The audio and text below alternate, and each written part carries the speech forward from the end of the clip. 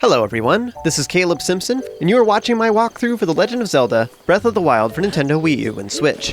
Continuing on with the main quest, we just left Kakariko Village and finally arrived at Hateno Village to the far eastern side of Hyrule as per Impa's instructions in Kakariko. So she has a friend, Purah, who lives here in Hateno, and she's researching ancient technology. She lives up at the Ancient Tech Lab, which is up on top of the hill, just to the far east, just east of Hateno Village itself, up on top of the hill there. You can see it's a yellow pin that is pulsing on my map.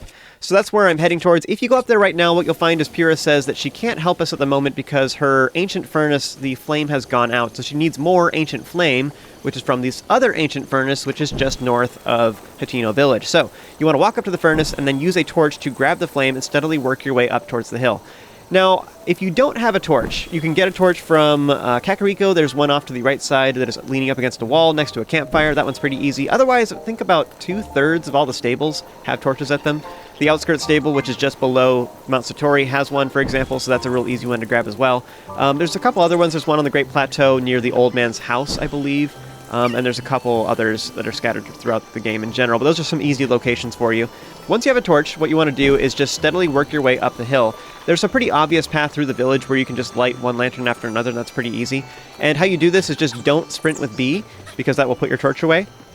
So you just need to walk normally and just steadily work your way up there. If you step in water or you start walking up too steep a hill, that will put your torch away because you'll start climbing instead. Or if it rains, that is bad because then you can't keep your torch lit. So if that happens, if it starts raining, then what you want to do is just make a campfire inside someone's house with a flame weapon, super easy. Or you can light the campfires, the cooking pots, I should say, that are in the middle of Hateno, and then that way you can just change the time of day there. That's pretty easy. You can also use flint to do that as well, to light those campfires. There's a couple different ways to get up here, actually, and you can take whatever path you want. It doesn't really matter too much. By the way, these lanterns I'm lighting along the way, they're just kind of checkpoints, and the only purpose they serve is actually just to provide light and to transfer the blue flame in case your torch goes out. So if it starts raining all of a sudden, or you start climbing too steep of a hill, then it's very nice to have a checkpoint to go back to relight your torch. That's the reasoning for them. They don't serve any other purpose. It's also just kind of like a subtle guide of the direction you need to walk is kind of the idea. So we're just working our way from lantern to lantern. It's optional to light them, especially if, as you can see, I have tons of suns on my forecast there in the bottom right corner of the screen. So I'm totally fine. I don't have to worry about rain at all. But yeah, just work your way all the way up to the furnace and light it, and then go speak with Purah inside. And I know what you're thinking. You're watching this video like, man, all these people just walking through Hateno with a torch all easy mode like, bunch of noobs. I'm gonna do it the hard way because I like my challenge. Or you're one of those people who got all tunnel vision because you saw the lantern across the river and thought that was the only way you could do it, and you were all frustrated, and then you're watching this video like, oh.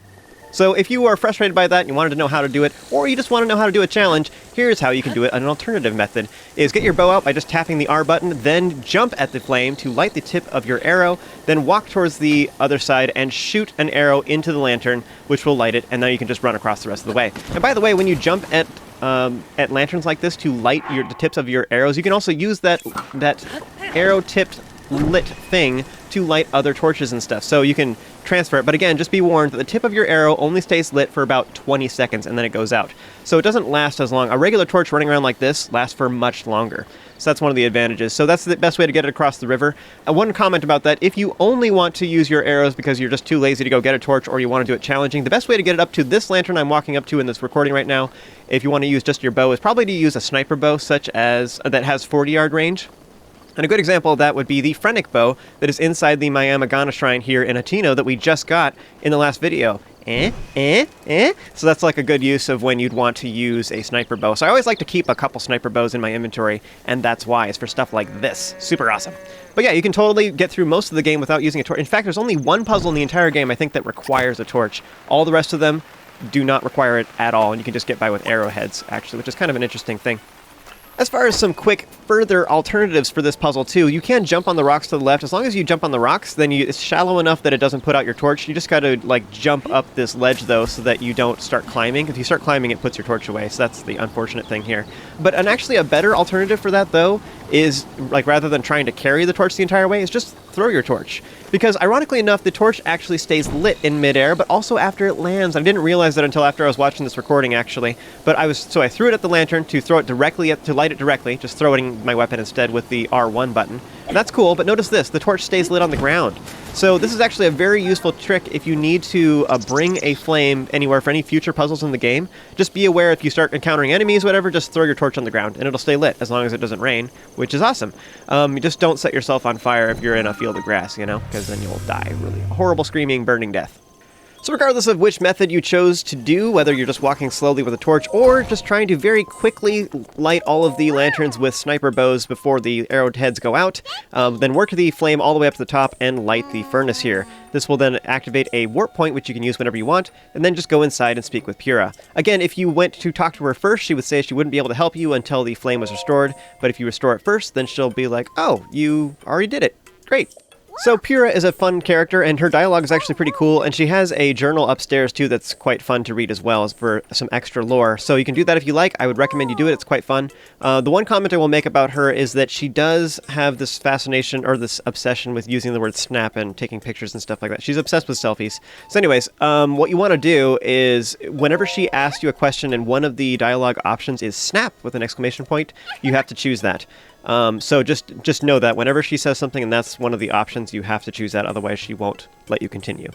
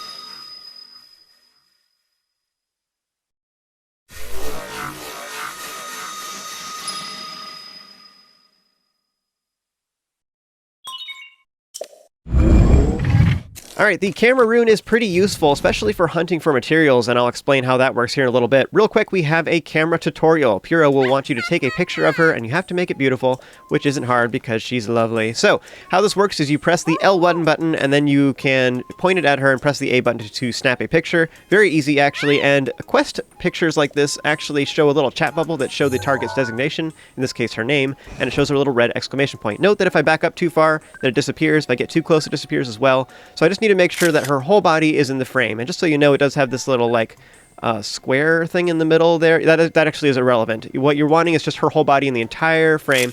So as much of the screen filled up with her body as possible is what you want, while her whole body is still visible. So in this case, her feet, all the way up to the top of her hair. So whatever your target is that you're trying to take a picture of, whether it's a person or an object, or some piece of the landscape, you always just want to make sure that the entire thing fits in the frame, but you're as close as you can get. So in this case, this is as close as I can get with her. I think I could technically get a little bit closer, but I have those little borders at the top that show the camera and the controls at the very bottom, and I'm not sure if that breaks it or not. So anyways, but basically you just want the entire screen to be filled up with as much of the target as possible. So next, Purah brings up the memories. This is a side quest where you still have pictures on your camera left over from when Princess Zelda owned this Sheikah slate. So she took a lot of pictures across Hyrule, so if you can go to those locations, it might restore your memory.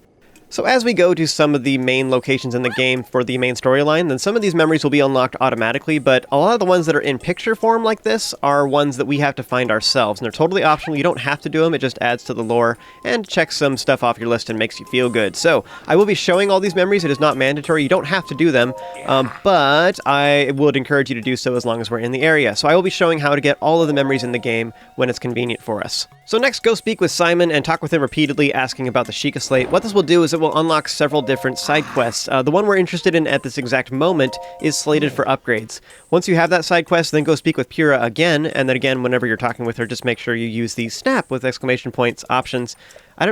I always think of the sound she makes. She's like, whatever. I can't do it. I don't have a cute girl voice, but I try, you know. So talk with Purah and fork over some ancient materials. Now, these are all from Guardians and different types. So the higher tier the Guardian is, the higher tier the treasure they will drop. So these lower tier ones, which is what we need for the sensor and the remote bombs, are actually just really easy ones that you can get from the Guardian ruins. So if I've been getting them just by inspecting various Guardian ruins as I've been walking past, so I haven't really been going super far out of my way to do so, but I have enough for this right now, actually, for the lower tier stuff anyways. So if you need some real quick, you want to warp to the Great Plateau and inspect all of the Guardian ruins that are around the Temple of Time, and they will give you all the lower tier stuff and you're good to go. So as I've talked about previously in the walkthrough, many moons ago, there's various materials you can get off of enemies, and the higher tier the enemy, the higher tier the treasure they drop. So one of the materials we need with Purah here in a little bit is Ancient Cores. Ancient Cores drop off of Guardian Scout 4, Guardian Stalkers, and Guardian Skywatchers. All of those are kind of difficult for us at the moment. We don't even really have the damage to take them. You could do it, it's just kind of rough. And it would use up a lot of the durability on our weapons. I currently have some pretty good weapons, so I could do it. It's also just kind of scary because they do a lot of damage. They probably will one-shot me, honestly, at this point in the game. So, even though I have all this upgraded armor and stuff, it's still not enough defense for them. So anyways, you could potentially have cores right now. It's very unlikely that, if you've been following along with me anyways, that you have any cores. By the way, there are cores, if you don't like fighting stalkers and stuff, there are cores that are in chests throughout the game. Some of them are in shrines, and other ones are just in chests out in the overworld. I will be collecting all of those, because I know all of their locations, so if you follow along with me, you'll probably get enough cores to upgrade stasis just from that. But yes, if you would like to upgrade these things, but you don't want to fight harder enemies that give you cores, then for now, to get these earlier upgrades right away, then the best way to do that would be to warp to the Great Plateau, and this will give you screws, springs, gears, and shafts. We need screws to upgrade the Sensor Plus, and then we need 3 shafts to upgrade the bombs, which is weird to me. I don't know why. I think gears would make more sense to upgrade the bombs, honestly. It's a more logical ingredient, because shafts are used to make arrows. It's kind of a weird thing. Give me arrow ingredients to upgrade your bombs. Meanwhile, remote bombs, they're kind of timing based, or, I don't know, you know what I mean? Like a gear makes more sense for that, is how I would view it, but whatever. Okay, it's fine. I think the shafts are more common anyways. Oh. So apparently there's a torch leaning up against the dresser here, just inside the door, which makes sense. You need it to get the flame up here in the first place. That's nice and logical to remember. So apparently the Ancient Tech Lab is a great place to warp to, because it's right next to the warp point. You just warp here and go inside the door, grab the torch. It's a nice place to get one if you are in need of one in the future.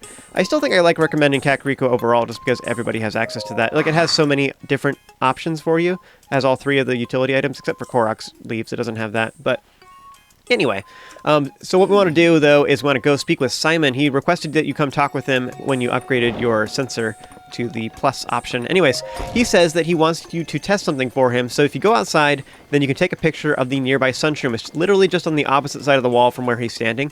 So just go behind the building and take a picture of the Sunshroom with your camera, and what you want to do is actually get as close as you can. What I should have done in this video is I probably should have zoomed in with the up on the D-pad, just to make it so when it crops it a little bit nicer. Maybe that's what that square's for. I don't know. I think you can even zoom in even closer than that. Regardless, my goal would be to zoom in as close as possible to make it really big. The reason is because in the compendium, the picture is really, really small. So if you can make it as big as possible, it makes it a lot easier to see. Anyways, go speak with Simon. He will explain a little bit about the compendium and talk about sensing a little bit more. So the idea is the compendium is another section of your camera. So you go press the minus button, look at your map, go to the right, you can look at your camera, go right again, and you can look at the compendium. The compendium is just pictures of everything in the entire game. It's your Pokedex for all the random junk in this game, for enemies as well as objects. So what you can do, though, is you can use your compendium to search for things. So go to the material tab, select the Sunshroom, and then you can go ahead and search for it. This will make it your sensor object, so whenever you come close to a sunshroom, you can then sense for it, which makes it a lot easier to find. This is a super useful thing, in particular for some rare things that you want to find. Now, if you go outside, you'll see that it immediately starts blinking at you and starts making noise, and that is because there's a nearby forest called Redstone Forest just to the north, which is a great place to find sunshrooms. This is overall the most dense place in the game, although, as I mentioned earlier, Gut Check Rock is overall a better place for heat ingredients in general, both heat and fireproof. So run through here using your sensor to collect all the sunshrooms. It's honestly pretty intuitive. You just go towards where the beeping noise is the loudest and where it's the most active, and kind of just figure out exactly which direction they are. It's pretty easy. Not too much to say about it. The other most valuable things here are going to be the hardy radishes and the hightail lizards, actually. Hightail lizards, we need a total of, I think, 45, I want to say off the top of my head. For 35 for the various armor upgrades, and then another 10 for a side quest. I think that's it. There might be a couple more things, but anyway, so 45 hightail lizards. If you're just picking them up and passing, you should get at least half of those by the time you start needing them for quests and for upgrades. So anyways, it's just like, we're probably going to have to go farm for them regardless, but it's nice if you get some along the way. So next, return to Simon at the Ancient Tech Lab and speak with him to complete this side quest. So, the compendium, you can fill it out if you want to. It's just a collection. It's like coin collecting. It's like that. You just take pictures of everything in the entire game, and the main purpose of it, actually, is just to be able to sense for things. So if you want to be 100% completionist, go for it. For this walkthrough, I am not going to be doing that. Again, the best resource for that is probably going to be various guides online. I'll have links in the description to the Zelda Dungeon Wiki, which will show you, for each individual ingredient anyways, the materials especially, it'll show you exactly where to do a lot of stuff. It has a lot of the other things too, but there are various guides online for doing the compendium completion. Now, quick comment about that before we move on is that one thing you can do is buy pictures from Simon to fill in your compendium as well. And I think it just costs a set amount of rupees. I actually don't really know off the top of my head. I think it's 20 rupees a piece or something like that. Regardless, you can buy pictures, and then it will give you a random one in whatever category you choose, is I believe how it works. So you pick creatures or whatever, and it gives you a random picture. So that's more useful, like especially towards the end of the game, like after you've already filled in most of it, so that you can get pictures of the remaining ones that are really tricky. That would be mainly when you'd want to use that. So anyways, that's all the details about the compendium. Look in the description for more helpful guides about all that stuff. I'm not going to talk about it moving forward though. So, moving on. So lastly, you can optionally go upstairs and read Purah's diary. She was mentioning it briefly in the conversation we had with her a little bit ago, and she mentioned that a lot of her research notes, in particular in regards to her anti-aging rune that she was working on, which is why she looks like a child. She has cataloged all that information here in her diary, but she warned you not to read it. Whatever you do, don't read the diary. So we're going to do just that and break the rules. So you can go upstairs to her room on the top floor and read the diary if you wish. It is actually quite interesting as well as entertaining, so it's quite humorous to witness. But anyways, read it if you like, and then afterwards, after you read it, you will then have a humorous interaction with Purah back downstairs after this. So anyways, this is entirely optional. You can do this if you like. I'm just going to show it here for the last part of this video.